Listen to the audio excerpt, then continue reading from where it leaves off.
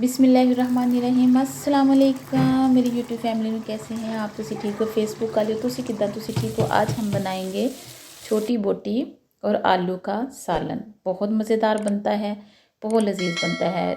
2 चम्मच भर के यानी आधा कप हमने इसमें डाल लिया है घी, देसी घी डाला है, उसमें बना रहे हैं। और 2 भर के मुठियाँ हमने जो सब्ज़ प्याज होता है वो डाल लिया है हमने। ये बहुत सारा ला के फ्रीज़ करके रखा होता है कि कभी इमरजेंसी खाना बनाना पड़ते तो निकाल के खाते। साबुत मसाले हैं, बड़ी मोटी इलायची है, 4 जो है वो छोटी इलायची हैं हरी, 4 से 5 लौंग है और 1 से 1.5 इंच जो है वो दालचीनी का टुकड़ा है।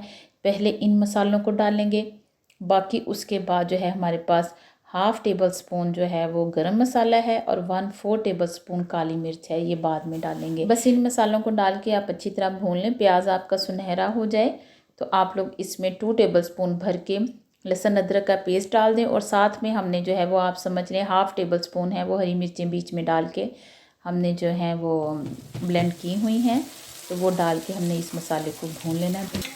मसाला हमारा भून चुका है, इसमें हम डालेंगे 1 टेबल स्पून हमने ना ऐसे हाथ से क्रश्ड कर लिया है ये साबुत धनिया, 1/2 टेबल स्पून इसमें डालेंगे ज़ीरा और 1 चुटकी कलवंजी डालेंगे। 1/4 टेबल स्पून हम नमक डालेंगे। नमक आप अपने टेस्ट के हिसाब से भी डालें, नमक में फ़र्क होता है।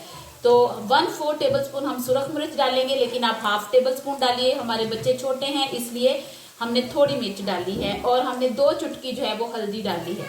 ये अभी मसाले इसके अंदर जाएंगे, बाकी जो बाद में जाएंगे वो हम आपको साथ साथ बताएंगे। इनको डाल के आप लोगों ने अच्छी तरह जो है वो भून लेना है। साथ ही आप लोगों ने थोड़ा सा पानी डाल देना है।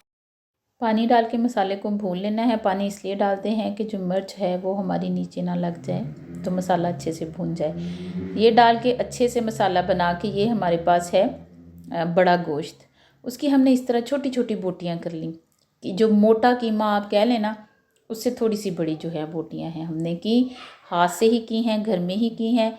मियाँ साहब को बहुत पसंद है इस तरह का सालन, तो इसलिए उन्होंने ये स्पेशल हमें बोटी बना के दी है कि इस तरह की बोटी का सालन बनाना है। यार ना तो ये कीमा है ना आप समझ लें ये बड़ी बोटी है, बस खुद ही नाम दे लें कि ये कौन सा सालन बनेगा। हम तो कहेंगे आलू और छोटी बोटी का सालन। बहुत मज़ेदार लजीज बनता है, आप लोग इसको ज़रूर ट्राई कीजिएगा।